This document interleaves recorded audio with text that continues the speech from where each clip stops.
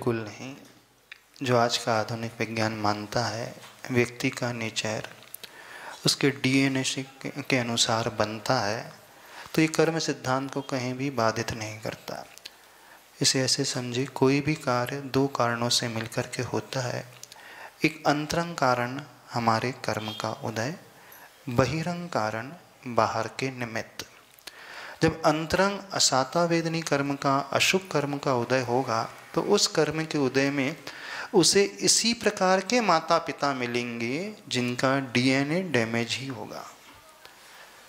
और जिसके पुण्य कर्म का तीव्र उदय होगा, तो वो जीव वहाँ जाकर के जन्म लेगा जिनके माता पिता संस्कारित होंगे, धर्म से जुड़े होंगे, व्रत तपस्या करने वाले होंगे, इस योग्य क्षेत्र में रहने वाले होंगे, जो देव गुरु शास्त्र की भक्ति करने वाले होंगे। तो वह कर्म इस प्रकार की व्यवस्था स्वयं ही बना लेता है।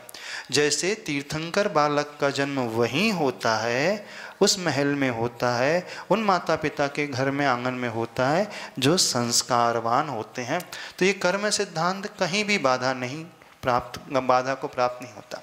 अब जो डॉक्टर्स कहते हैं, क्योंकि डॉक्टर्स लोगों को कर्म दिखलाई देते नहीं है, वो ये अपनी रिसर्च के अनुसार बिल्कुल सही कहते हैं, क्योंकि उन्होंने जो रिसर्च की है उस बच्चे का शरीर कैसे बनेगा, उसकी बॉडी का रंग कैसे होगा, उसकी हाइट कैसी होगी, उसके शरीर के नाक नक्शा कैसे होंगे और उसका नेचर कैसा होगा, तो वो डीएनए और आरएनए का इसकी स्टडी करते हैं और उसके अनुसार वो फिर ये पूरा का पूरा अनुमान लगा लेते हैं और जज कर लेते हैं कि पर्टिकुलर यह व्यक्ति इस बॉडी के टेक्सचर वाला, अनुपात वाला और ऐसे नेचर वाला होगा। चूँकि उन्हें जो दिखता है उसके अनुसार वो कथन करते हैं। तो जैन धर्म भी यही कहता है कि अंतरंग कारण तो कर्म ही है और वह अंतरंग कारण उस प्रकार की व्यवस्था को स्वयं ही जुटा लेता है, तो उसने कहीं बाधा को प्राप्त नहीं होता है वो।